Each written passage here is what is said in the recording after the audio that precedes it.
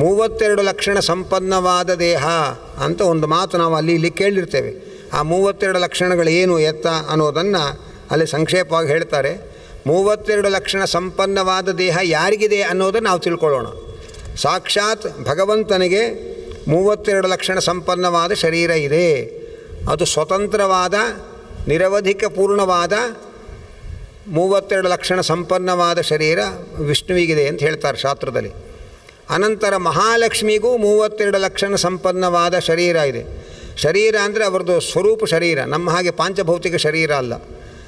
ಆದರೆ ಲಕ್ಷ್ಮೀದೇವಿಗೂ 32 ಲಕ್ಷಣ ಸಂಪನ್ನವಾದ ದೇಹ, ಪರಮಾತ್ಮನಿಗೂ 32 ಲಕ್ಷಣ ಸಂಪನ್ನವಾದ ದೇಹ. ಎರಡು ಸಮಾನ ಆಯ್ತಲ್ಲ ಅಂತಂದರೆ, ಪರಮಾತ್ಮನ 32 ಲಕ್ಷಣ ಸಂಪನ್ನವಾದ ದೇಹ ಸ್ವತಂತ್ರವಾದದ್ದು, ನಿರವಧಿಕ ಪೂರ್ಣವಾದದ್ದು. ಲಕ್ಷ್ಮೀದೇವಿಯ 32 ಲಕ್ಷಣ ಸಂಪನ್ನವಾದ ಶರೀರ ಭಗವಂತನ ಅಧೀನವಾದದ್ದು. ಭಗವಂತನ 32 ಲಕ್ಷಣಗಳಿಗಿಂತ ಸ್ಪಷ್ಟತೆಯಲ್ಲಿ ಸ್ವಲ್ಪ ಕಡಿಮೆ, ಅದು ಲಕ್ಷ್ಮೀದೇವಿಯ ದೇಹ. ಅಲ್ಲಿಂದ ಬ್ರಹ್ಮದೇವರು ವಾಯುದೇವರಿಗೂ 32 ಲಕ್ಷಣ ಸಂಪನ್ನವಾದ ಶರೀರ ಇದೆ, ಅದು ಲಕ್ಷ್ಮೀನಾರಾಯಣರ ಅಧೀನ. ಲಕ್ಷ್ಮೀ ದೇಹದ 32 ಲಕ್ಷಣಗಿಂತಲೂ ಸ್ಫುಟತೆಯಲ್ಲಿ ಸ್ವಲ್ಪ ಕಡಿಮೆ. ಸರಸ್ವತಿ ಭಾರತೀಯರಿಗೂ 32 ಲಕ್ಷಣ ಸಂಪನ್ನವಾದ ದೇಹ ಇದೆ, ಅದು ಲಕ್ಷ್ಮೀನಾರಾಯಣರು ಬ್ರಹ್ಮವಾಯುಗಳ ಅಧೀನ. ಅದರಲ್ಲಿ ಬ್ರಹ್ಮವಾಯುಗಳಿಗಿಂತಲೂ ಕೂಡ ಸ್ಪಷ್ಟತೆಯಲ್ಲಿ ಸ್ವಲ್ಪ ಕಡಿಮೆ. ಹೀಗೆ ಅಷ್ಟು ಜನಕ್ಕೆ ಮಾತ್ರ 32 ಲಕ್ಷಣ ಸಂಪನ್ನವಾದ ಶರೀರ ಅಂಥೇಳಿ ಲಕ್ಷಣಶಾಸ್ತ್ರದಲ್ಲಿ ಹೇಳ್ತಾರೆ. ಅಲ್ಲಿಂದ ಮುಂದೆ 28 ಲಕ್ಷಣ 26 ಲಕ್ಷಣ ಅಂತ ಹೇಳ್ಕೊಂಡು ಋಷಿಗಳಿಗೆ 1 ಲಕ್ಷಣ ಇರತಕ್ಕಂಥ ಶರೀರ ಅಂದರು. ಅಲ್ಲಿಗೆ ಮುಗಿದೋಯ್ತು ಲಕ್ಷಣಗಳು. ನಮ್ಮದು ಅವಲಕ್ಷಣ ಶರೀರ ಅಷ್ಟೇ ನಮ್ಮ ತನಕ ಬರೋದು, ಇನ್ಯಾವ ಲಕ್ಷಣವೂ ನಮ್ಮದಿಲ್ಲ. ಹೀಗೆ ಆ ಶಾರೀರಿಕ ಲಕ್ಷಣಗಳನ್ನು ನಿರೂಪಣೆ ಮಾಡ್ತಾರೆ. ಗುರುಗಳು ಅಂದರೆ ಯಾರು ಅಂತ ಹೇಳಿದರೆ 32 ಲಕ್ಷಣ ಸಂಪನ್ನವಾದ ಶರೀರವುಳ್ಳಂಥವರು ಮತ್ತು ಯಾವುದೇ ಸಂಶಯ ಇಲ್ಲದೇ ಇರತಕ್ಕಂಥವರು, ಯಾವುದೇ ಸಂಶಯವನ್ನು ಬಗೆಹರಿಸಬಲ್ಲವರು ಯಾರೋ ಅಂಥವರು ಗುರುಗಳು ಅಂತ ಗುರುಗಳ ಲಕ್ಷಣ ಹೇಳ್ತಾರೆ. ಅಂಥವರು ಯಾರು ಅಂದರೆ ಬ್ರಹ್ಮವಾಯುಗಳು. ಅವರು 32 ಲಕ್ಷಣ ಸಂಪನ್ನರಾದವರು, ಸಂಶಯರಹಿತರಾದವರು, ಸಂಶಯವನ್ನು ಪರಿಹಾರ ಮಾಡಬಲ್ಲರು, ಭಗವದ್ ಅನುಗ್ರಹದಿಂದ ಪರಿಪೂರ್ಣವಾದ ಜ್ಞಾನವುಳ್ಳವರಾಗಿದ್ದಾರೆ. ಅಂತಹ ಜಗದ್ಗುರುಗಳು ಬ್ರಹ್ಮವಾಯುಗಳು ಎಂಬ ಅಂಶವನ್ನು ಶಾಸ್ತ್ರಗಳಲ್ಲಿ ಹೇಳ್ತಾ ಇದ್ದಾರೆ. ಅನಂತರ ಕೆಲವು ಧನುರ್ವೇದದ ಸಂಗತಿಗಳನ್ನು ಹೇಳ್ತಾರೆ. ಅನಂತರ ಕೆಲವರು ವ್ಯಾವಹಾರಿಕ ಸಂಗತಿಗಳು, ಆಸ್ತಿ ವಿಭಾಗಕ್ಕೆ ಸಂಬಂಧಪಟ್ಟ ಸಂಗತಿಗಳು, ಅದನ್ನೆಲ್ಲ ನಿರೂಪಣೆ ಮಾಡ್ತಾ ಇದ್ದಾರೆ. ಆನಂತರ ಇನ್ನೊಂದು ಗಡಿ ವಿವಾದಗಳು ಬಂದರೆ, ಇವತ್ತೇನು ಎಲ್ಲ ಕಡೆ ಗಡಿ ವಿವಾದಗಳು ಅಂತ ಎದ್ದಿದೆ, ಆ ಗಡಿ ವಿವಾದಗಳು ಬಂದಾಗ ಅದನ್ನು ಹೇಗೆ ಬಗೆಹರಿಸಬೇಕು ಅಂತಹ ವಿಚಾರಗಳು. ಅನಂತರ ಋಗ್ವೇದ ಯಜುರ್ವೇದದ ಮಂತ್ರಗಳನ್ನು, ಯಾವ ಮಂತ್ರವನ್ನು ಯಾವ ಕಾರ್ಯಕ್ಕೆ ಪ್ರಯೋಗಿಸಬೇಕು ಅಂತ ಮಂತ್ರಗಳ ವಿನಿಯೋಗದ ಕ್ರಮ, ಅದು ಋಗ್ವೇದದ ಮಂತ್ರದ ವಿನಿಯೋಗ ಕ್ರಮ, ಯಜುರ್ವೇದದ ಮಂತ್ರದ ವಿನಿಯೋಗ ಕ್ರಮ, ಸಾಮವೇದದ ಮಂತ್ರಗಳ ವಿನಿಯೋಗ ಕ್ರಮವನ್ನು ಹೇಳತಕ್ಕಂತಹ ಕೆಲವು ಅಧ್ಯಾಯಗಳನ್ನು ತಿಳಿಸ್ತಾ ಇದ್ದಾರೆ. ಅನಂತರ ಭಗವಂತನ ಪೂಜೆಯನ್ನು ಮಾಡತಕ್ಕಂಥದ್ದನ್ನು ಒಂದು ಸಂಕ್ಷೇಪವಾಗಿ ಹೇಳ್ತಾರೆ. ಭಗವಂತನ ಪೂಜೆಯನ್ನು ಅವಶ್ಯವಾಗಿ ಮಾಡ್ತಕ್ಕಂಥದ್ದು ಎಲ್ಲರ ಕರ್ತವ್ಯ. ಯಾಕೆ ಅಂತಂದರೆ ಭಗವಂತ ಈ ಅದ್ಭುತವಾದ ಪ್ರಪಂಚವನ್ನು ನಮಗೆ ಕೊಟ್ಟಿದ್ದಾನೆ. ಇಂಥ ಭಗವಂತನಿಗೆ ಕೃತಜ್ಞತೆಯನ್ನು ಸಲ್ಲಿಸುವ ವಿಧಾನದಲ್ಲಿ ದೇವರ ಪೂಜೆ ಅನ್ನೋದು ಒಂದು ಕ್ರಮ. ಆ ದೇವರ ಪೂಜೆಯಲ್ಲಿ ಷೋಡಶೋಪಚಾರ ಪೂಜೆಗಳನ್ನು ನಾವು ಮಾಡ್ತೇವೆ. ಷೋಡಶೋಪಚಾರ ಪೂಜೆ ಭಗವಂತನಿಗೆ ಯಾಕೆ ಮಾಡಬೇಕು? ನಾವು ದೇವ್ರ ಪೂಜೆ ಮಾಡದೆ ಹೋದರೆ ದೇವರಿಗೆ ನೈವೇದ್ಯವೇ ಇರಲ್ಲ, ಒಣಕೊಂಡಿರ್ತಾನೆ ಪಾಪ. ನಾವು ದುಡ್ಡು ಕೊಟ್ಟರೆ ಅವನಿಗೆ ದುಡ್ಡು, ನಾವು ಅನ್ನ ಹಾಕಿದರೆ ಅವನಿಗೆ ಅನ್ನ, ಹೀಗೆಲ್ಲ ತಿಳ್ಕೊಂಬಿಡಬಾರ್ದು. ಅದಕ್ಕೆ ಭಾಗವತದಲ್ಲಿ ಪ್ರಹ್ಲಾದ ಹೇಳುವ ಒಂದು ಅನುಸಂಧಾನವನ್ನು ನಾವು ತಿಳ್ಕೊಳ್ಬೇಕು. ಏನು ಅಂತಂದರೆ, ಕನ್ನಡಿಯಲ್ಲಿರುವ ಪ್ರತಿಬಿಂಬ ಸುಂದರವಾಗಿ ಕಾಣಬೇಕಾಗಿದ್ದರೆ ಕನ್ನಡಿಯ ಮುಂದಿರುವ ಬಿಂಬಕ್ಕೆ ಅಲಂಕಾರ ಮಾಡಬೇಕು. ನಮ್ಮ ಮುಖಕ್ಕೆ ಅಲಂಕಾರ ಮಾಡಿಕೊಂಡು ಕನ್ನಡಿಯಲ್ಲಿ ನೋಡಿದಾಗ ಕನ್ನಡಿಯಲ್ಲಿರುವ ಪ್ರತಿಬಿಂಬ ಸುಂದರವಾಗಿ ಕಾಣುತ್ತೆ. ಕನ್ನಡಿಗೆಲ್ಲ ಚೆನ್ನಾಗಿ ಹೂವು ಹಾಕಿ ಅಲಂಕಾರ ಮಾಡಿ ಮುಖ ನೋಡಿಕೊಂಡ್ರೆ ಪ್ರತಿಬಿಂಬ ಏನು ಸುಂದರವಾಗಿ ಕಾಣಲ್ಲ. ಆದ್ದರಿಂದ ಕನ್ನಡಿಯಲ್ಲಿರುವ ಪ್ರತಿಬಿಂಬ ಸುಂದರವಾಗಿ ಕಾಣಬೇಕಾಗಿದ್ದರೆ ಕನ್ನಡಿಗೆ ಹೇಗೆ ಅಲಂಕಾರ ಮಾಡೋದು ವ್ಯರ್ಥ, ಅದು ಬಿಟ್ಟು ಮುಖಕ್ಕೆ ನಾವು ಬಿಂಬಕ್ಕೆ ಅಲಂಕಾರ ಮಾಡಿಕೊಳ್ಬೇಕು. ಹಾಗೆ ನಾವು ಭಗವಂತನ ಪ್ರತಿಬಿಂಬರು, ಭಗವಂತ ನಮ್ಮೆಲ್ಲರ ಬಿಂಬ. ಭಗವಂತನ ಪ್ರತಿಬಿಂಬ ಅಂತಂದರೆ ಏನು ಅರ್ಥ ಅಂತಂದರೆ, ಪ್ರತಿಬಿಂಬದ ಪ್ರತಿಯೊಂದು ಕ್ರಿಯೆಯೂ ಬಿಂಬದ ಅಧೀನ. ಇದು ಮುಖ್ಯವಾಗಿ ಗಮನಿಸಬೇಕಾದಂಥ ಒಂದು ಅಂಶ.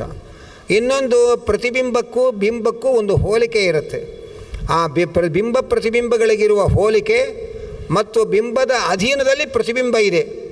ಈ ಅಂಶ ಈ ದೃಷ್ಟಿಯಲ್ಲಿ ಭಗವಂತನ ಪ್ರತಿಬಿಂಬರು ನಾವು ಅಂತಂದರೆ ನಮ್ಮ ಪ್ರತಿಯೊಂದು ಕ್ರಿಯೆಯೂ ಭಗವಂತನ ಅಧೀನ.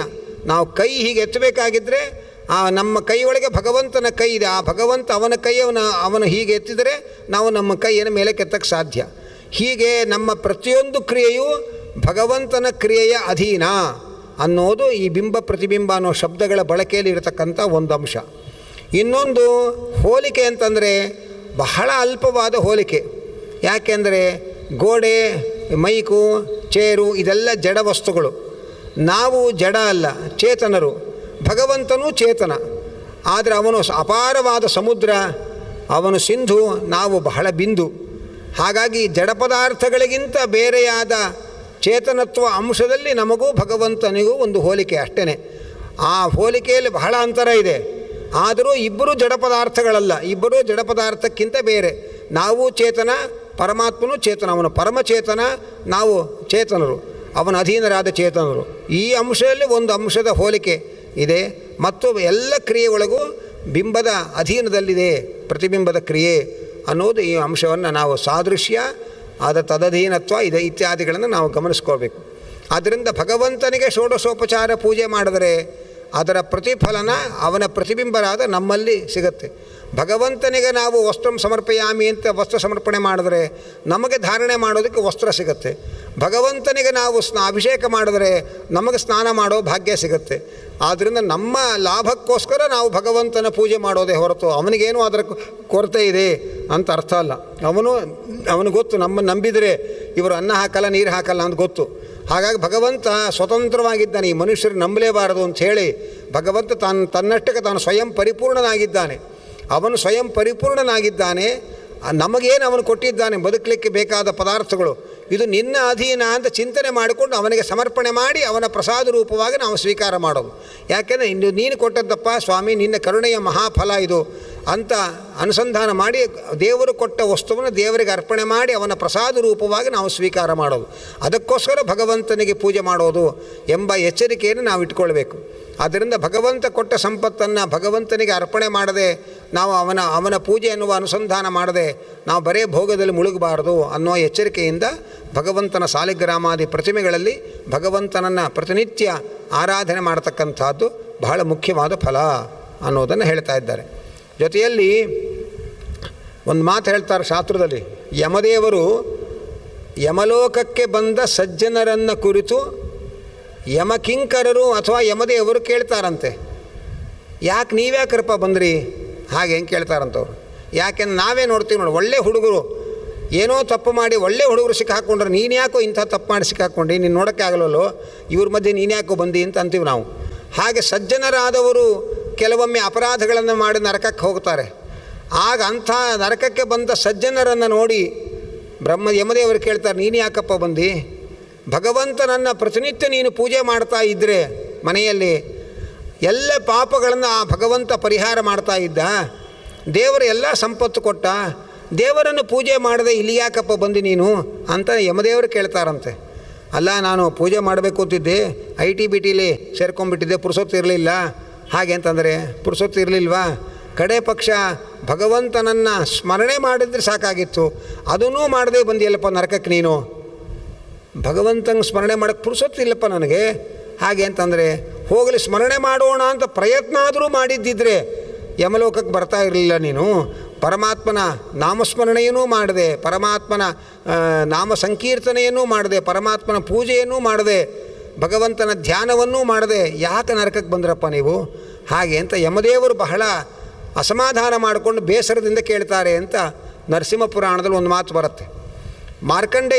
ನರಸಿಂಹ ಪುರಾಣದಲ್ಲಿ ಮಾರ್ಕಂಡೇಯ ಋಷಿಗಳು ಸಹಸ್ರಾನೀಕ ಮಹಾರಾಜನಿಗೆ ಹೇಳ್ತಕ್ಕಂಥ ಒಂದು ರೋಚಕವಾದ ಸಂಗತಿ ಇದೆ. ಅಲ್ಲಿ ದೇವಸ್ಥಾನದ ಕಸ ಗುಡಿಸಿ ಸಾರಿಸಿ ರಂಗವಲ್ಲಿ ಹಾಕಿ ದೀಪ ಹಚ್ಚಿಡೋದ್ರಿಂದ ಪ್ರಾರಂಭ ಮಾಡಿಕೊಂಡು ನಿರ್ಮಾಲಿ ವಿಸರ್ಜನೆ, ಅಭಿಷೇಕಗಳು, ಅನಂತರ ಅಲಂಕಾರ, ಪ್ರತಿಯೊಂದು ಉಪಚಾರದ ಪೂಜೆಗಳಿಗೂ ಏನೇನು ಫಲ ಅಂತ ವಿವರವಾಗಿ ಒಂದು ಅಧ್ಯಾಯ ಪೂರ್ತಿ ಬರುತ್ತೆ. ಆಮೇಲೆ ಸಹಸ್ರಾನೀಕ ಮಹಾರಾಜರಿಗೆ ಮಾರ್ಕಂಡೇಯರು ಒಂದು ಮಾತು ಹೇಳ್ತಾರೆ, ಅದು ಸಹಸ್ರಾನೀಕ ಮಹಾರಾಜರಿಗಿಂತ ನಮಗೆ ಹೆಚ್ಚು ಉಪಯೋಗ ಅವ್ರು ಹೇಳೋ ಮಾತು. ಅವರಂತಾರೆ, ದೇವರು ಪೂಜೆ ಮಾಡೋದಕ್ಕೆ ಸಮಸ್ಯೆ ಏನು ಹಾಗೆ ಹೆಂಗೆ ಕೇಳ್ತಾರೆ. ಯಾಕೆ ಅಂದರೆ ದೇವರು ಪೂಜೆ ಮಾಡೋಕ್ಕೆ ಏನು ಬೇಕಪ್ಪ? ಸಾಲಿಗ್ರಾಮ ಬೇಕು. ಗಂಡಕಿ ನದಿಯಲ್ಲಿ ಭಗವಂತ ಸಾಲಿಗ್ರಾಮವನ್ನು ಸೃಷ್ಟಿ ಮಾಡಿದ್ದಾನೆ. ಇನ್ನೇನು ಬೇಕು ನಿಂಗೆ ಪೂಜೆಗೆ? ಸ್ವಾಮಿ ಚಕ್ರಾಂಕಿತ ಬೇಕು. ಚಕ್ರಾಂಕಿತ ಬೇಕೇನು? ದ್ವಾರಕ್ಕೆ ಒಳಗೆ ಸಮುದ್ರದಲ್ಲಿ ತಾನಾಗಿ ಸಿಗೋ ಹಾಗೆ ಚಕ್ರಾಂಕಿತವನ್ನು ಸೃಷ್ಟಿ ಮಾಡಿದ್ದಾನೆ. ಮತ್ತೇನು ಬೇಕು ನಿನಗೆ? ಅಲ್ಲ, ನನಗೆ ಅಭಿಷೇಕ ಮಾಡೋಕ್ಕೆ ಶಂಖ ಬೇಕು. ಸಮುದ್ರಕ್ಕೆ ಹೋಗೋ ರಾಶಿ ರಾಶಿ ಶಂಖಗಳನ್ನು ದೇವರು ಸೃಷ್ಟಿ ಮಾಡಿಕೊಟ್ಟಿದ್ದಾನೆ. ದೇವರು ಸಾಲಿಗ್ರಾಮ ಸೃಷ್ಟಿ ಮಾಡಿದ್ದಾನೆ, ಚಕ್ರಾಂಕಿತ ಸೃಷ್ಟಿ ಮಾಡಿದ್ದಾನೆ, ಅಭಿಷೇಕ ಮಾಡೋಕ್ಕೆ ಶಂಖ ಸೃಷ್ಟಿ ಮಾಡಿದ್ದಾನೆ, ಸರೋವರಗಳಲ್ಲಿ ನದಿಗಳಲ್ಲಿ ನೀರನ್ನು ಸೃಷ್ಟಿ ಮಾಡಿದ್ದಾನೆ. ಭಗವಂತನ ಮಂತ್ರ ಹೇಳೋದಕ್ಕೆ ನಾಲಿಗೆ ಕೊಟ್ಟಿದ್ದಾನೆ. ಬ್ರಹ್ಮದೇವರಿಗೆ ಸೃಷ್ಟಿಯ ಆದಿಯಲ್ಲಿ ಮಂತ್ರೋಪದೇಶ ಮಾಡಿ ನಮ್ಮ ಕಿವಿಗೆ ಬೀಳೋ ತನಕ ಮಂತ್ರದ ಉಪದೇಶದ ವ್ಯವಸ್ಥೆಯನ್ನು ಭಗವಂತ ಮಾಡಿದ್ದಾನೆ. ಅನಂತರ ಪೂಜೆ ಮಾಡೋದಕ್ಕೆ ಭಗವಂತ ಕೈ ಕೊಟ್ಟಿದ್ದಾನೆ. ಭಗವಂತ ಕೊಟ್ಟಿರುವ ಕೈಯಲ್ಲಿ ಭಗವಂತ ಸೃಷ್ಟಿ ಮಾಡಿರುವ ಶಂಖದಲ್ಲಿ ಭಗವಂತ ಸೃಷ್ಟಿ ಮಾಡಿರುವ ನೀರು ತುಂಬಿ ಭಗವಂತ ಕೊಟ್ಟ ನಾಲಿಗೆಯಲ್ಲಿ ಭಗವಂತ ಕೊಟ್ಟ ಮಂತ್ರವನ್ನು ಹೇಳಿ ಭಗವಂತ ಸೃಷ್ಟಿ ಮಾಡಿರುವ ಸಾಲಿಗ್ರಾಮದ ಮೇಲೆ ಅಭಿಷೇಕ ಮಾಡಿ ನಿನ್ನ ಮನೆಯ ಅಂಗಳದಲ್ಲಿ ಭಗವಂತ ಬೆಳೆಸಿರ್ತಕ್ಕಂತಹ ಗರಿಕೆಯನ್ನು ತೆಗೆದು ದೇವರ ಮೇಲೆ ಕೃಷ್ಣಾರ್ಪಣ ಅಂತ ಹಾಕಿದರೆ, ನಿನ್ನ ಮನೆ ಅಂಗಳದಲ್ಲಿ ವೃಂದಾವನದಲ್ಲಿ ದೇವರು ಸೃಷ್ಟಿ ಮಾಡಿದ ತುಳಸಿಯನ್ನು ಅವನ ತಲೆ ಮೇಲೆ ಹಾಕಿ ಕೃಷ್ಣಾರ್ಪಣ ಅಂತ ಕೈ ಮುಗಿದರೆ ಅವನ ಲೋಕದಲ್ಲಿ ನಿಂಗೊಂದು ಜಾಗ ಕೊಡ್ತಾನೆ. ಯಾಕೆ ಇಷ್ಟು ಮಾಡದೆ ಬಂದಿದ್ಯಪ್ಪ ನೀನು? ಎಲ್ಲ ಅವನೇ ವ್ಯವಸ್ಥೆ ಮಾಡಿದ್ದಾನೆ ಹಾಗೆ ಅಂತ ಮಾರ್ಕಂಡೇಯರು ಹೇಳ್ತಾರೆ. ಅಲ್ಲ, ನಮಗೇನೋ ಪೂಜೆ ಮಾಡ್ಬೋದು, ಆದರೆ ದೇವರು ನಮ್ಮ ಪೂಜೆ ತೊಗೊಳ್ತಾನೋ ಇಲ್ವೋ ಅಂತಂದರೆ, ದೇವ ಸಾಧಾರಣ ಸ್ಥಿತ. ಯಾರು ಪೂಜೆ ಮಾಡಿದ್ರು ನಾನು ತೊಗೊಳ್ತೇನೆ, ಇಂಥ ಮಾಡಿದವರು ಆ ಮಾಡಿದವರು ಈ ಮಾಡಿದವರು ಅಂತಲ್ಲ, ಯಾರೇ ಪೂಜೆ ಮಾಡಿದ್ರು ನಾನು ತೊಗೊಳ್ತೇನೆ, ದೇವರು ಸಿದ್ಧನಾಗಿ ನಿಂತಿದ್ದಾನೆ. ಆದರೆ ನಿನಗೂ ದೇವರಿಗೂ ಸಂಬಂಧ, ನೇರವಾದ ಸಂಬಂಧ. ನಿನಗೇನು ದೇವರು ಕೊಟ್ಟಿದ್ದಾನೆ ಅದನ್ನು ಪೂಜೆ ಮಾಡು ನೀನು. ಆದ್ದರಿಂದ ಪೂಜಾ ಸಾಮಗ್ರಿಗಳನ್ನು ದೇವರೇ ಸೃಷ್ಟಿ ಮಾಡಿದ್ದಾನೆ. ಪೂಜೆ ಮಾಡಿಸ್ಕೊಳ್ಳೋದಕ್ಕೆ ದೇವರು ಸಿದ್ಧವಾಗಿದ್ದಾನೆ. ಒಂದು ಮಾತ್ರ ಬಾಕಿ ಅಂತಾರೆ ಮಾರ್ಕಂಡೇಯರು. ಏನು ಅಂದರೆ, ಪೂಜೆ ಮಾಡಬೇಕು ಅಂತ ನೀನು ಮನಸ್ಸು ಮಾಡಬೇಕು ಅಷ್ಟೇ, ಇನ್ನೆಲ್ಲ ರೆಡಿಯಾಗಿದೆ. ಅದು ಹೇಗೆ ಅಂತಂದರೆ, ಇನ್ನೊಂದು ರೀತಿ ಅರ್ಥ ಆಗೋದಾದರೆ ಘಟ್ಟದ ಮೇಲಿನ ಉದಾಹರಣೆ ಕೊಡಬೇಕು. ಗೌರಿ ಪೂಜೆ, ಗಣಪತಿ ಪೂಜೆ ಮಾಡ್ತೇವೆ, ಗೌರಿ ವ್ರತ ಗಣಪತಿ ವ್ರತ ಮಾಡ್ತೇವೆ. ಸ್ವರ್ಣಗೌರಿ ವ್ರತ ಬಂದಾಗ ಪಾಪ ಹೆಣ್ಮಕ್ಳು ಅವರೇ ಎಲ್ಲ ರೆಡಿ ಮಾಡ್ಕೊಂಡಿರ್ತಾರೆ. ಪಾಪ ಪ್ರತಿಯೊಂದು ಅವರೇ ರೆಡಿ ಮಾಡ್ಕೊಂಡು ಪೂಜೆ ಮಾಡ್ತಾರೆ. ಗಣಪತಿ ಪೂಜೆಗೆ, ಆ ಗಣಪತಿ ಪೂಜೆಗೂ ಪಾಪ ಅವರು ಬೆಳಗ್ಗೆ ಬೇಗ ಎದ್ದು ಗಂಡ ಪೂಜೆ ಮಾಡಲಿ, ಮಕ್ಕಳು ಪೂಜೆ ಮಾಡಲಿ ಅಂತ ಹೇಳಿ ಗೆಜ್ಜೆ ವಸ್ತ್ರ ಮಾಡಿ ಹೂವಾಗಿ ಎಲ್ಲ ತಂದು ರೆಡಿ ಮಾಡಿ ಎಲ್ಲ ರೆಡಿ ಮಾಡಿ ಇಟ್ಟಿರ್ತಾರೆ. ಅದನ್ನೆಲ್ಲ ಹೆಣ್ಮಕ್ಳು ಎಲ್ಲ ರೆಡಿ ಮಾಡಿದ್ದಾನೆ ಗಣಪತಿ ತಲೆ ಮೇಲೆ ಹಾಕಿ ಎಲ್ಲ ಕಡೆ ಹೇಳ್ಕೊಂಬರ್ತಾನೆ, ನಾನು ಗಣಪತಿ ಪೂಜೆ ಮಾಡಿದೆ ಅಂತ. ಇವನು ಏನೂ ಓಡಾಡಿರಲ್ಲ ಪಾಪ, ಹೆಣ್ಮಕ್ಳು ಓಡಾಡಿರ್ತಾರೆ ಮನೆಯೊಳಗೆ. ಹೀಗೆ ಎಲ್ಲ ಅವರು ಮಾಡಿ ಇವನು ಅದು ಇದ್ದದ್ದನ್ನು ತಲೆ ಮೇಲೆ ಹಾಕಿ ನಾನು ಪೂಜೆ ಮಾಡಿದೆ ಅಂತ ಹೇಳ್ಕೊಳ್ತಾನೆ. ಹಾಗೆ ಭಗವಂತ ಅವನ ಪೂಜೆಗೆ ಏನೇನು ಬೇಕೋ ಎಲ್ಲ ಅವನೇ ಸೃಷ್ಟಿ ಮಾಡಿದ್ದಾನೆ. ಒಂದು ಪಕ್ಷ ನೀನೇ ಸೃಷ್ಟಿ ಮಾಡ್ಕೊಂಡು ನನ್ನ ತಲೆ ಮೇಲೆ ಹಾಕುವಂತಿದ್ರೆ ನಮ್ಮ ಗತಿ ಏನಾಗಬೇಕಾಗಿತ್ತು? ನಾವು ಬರೀ ಪ್ಲಾಸ್ಟಿಕ್ ಹೂವು, ಪ್ಲಾಸ್ಟಿಕ್ ತಟ್ಟೆ, ಇಷ್ಟೇ ನಮ್ಮ ಹಣೆ ಬರಹ ನಾವು ಮಾಡ್ತಾ ಇದ್ದಿದ್ದು. ಭಗವಂತನ ಗೊತ್ತು ಇವರು ನಂಬಿರಾಗಲ್ಲ ಕೆಲಸ ಅಂತ. ಅದಕ್ಕೆ ಅವನ ಪೂಜೆಗೆ ಏನೇನು ಬೇಕೋ ಎಲ್ಲ ಸೃಷ್ಟಿ ಮಾಡಿದ್ದಾನೆ. ಅದನ್ನೇ ಮಾರ್ಕಂಡೇಯರು ಹೇಳ್ತಾರೆ, ಸಾಲಿಗ್ರಾಮ ಸೃಷ್ಟಿ ಮಾಡಿದ್ದಾನೆ, ಚಕ್ರಾಂಕಿತ ಸೃಷ್ಟಿ ಮಾಡಿದ್ದಾನೆ, ಶಂಖ ಸೃಷ್ಟಿ ಮಾಡಿದ್ದಾನೆ, ನೀರು ಸೃಷ್ಟಿ ಮಾಡಿದ್ದಾನೆ, ಫಲ ಪುಷ್ಪಗಳನ್ನು ಸೃಷ್ಟಿ ಮಾಡಿದ್ದಾನೆ, ಹಸು ಸೃಷ್ಟಿ ಮಾಡಿದ್ದಾನೆ, ಅವರೊಳಗೆ ಹಾಲು ಸಿಗೋ ಹಾಗೆ ವ್ಯವಸ್ಥೆ ಮಾಡಿದ್ದಾನೆ, ನಿನಗೆ ನಾಲಿಗೆ ಕೊಟ್ಟಿದ್ದಾನೆ, ಕೈ ಕೊಟ್ಟಿದ್ದಾನೆ ಪೂಜೆ ಮಾಡೋಕ್ಕೆ, ನಾ ಮಾಡಿಸ್ಕೋತೀನಯ್ಯ ಅಂತ ಸಿದ್ಧವಾಗಿ ನಿಂತಿದ್ದಾನೆ. ಮತ್ತೇನು ಕೊರತೆ ನಿನಗೆ ದೇವರು ಪೂಜೆ ಮಾಡೋದಕ್ಕೆ ಅಂತ ಮಾರ್ಕಂಡೇಯರು ಸಹಸ್ರಾನೀಕ ಮಹಾರಾಜರಿಗೆ ವಿವರವಾಗಿ ತಿಳಿಸುವಾಗ ಆ ಪಾಠ ಸಹಸ್ರಾನೀಕ ಮಹಾರಾಜರಿಗಿಂತ ನಮಗೆ ಬಹಳ ಎಚ್ಚರಿಕೆಯ ಮಂತ್ರ ಆಗಿದೆ ಅನ್ನೋದನ್ನು ಗಮನಿಸಬೇಕು.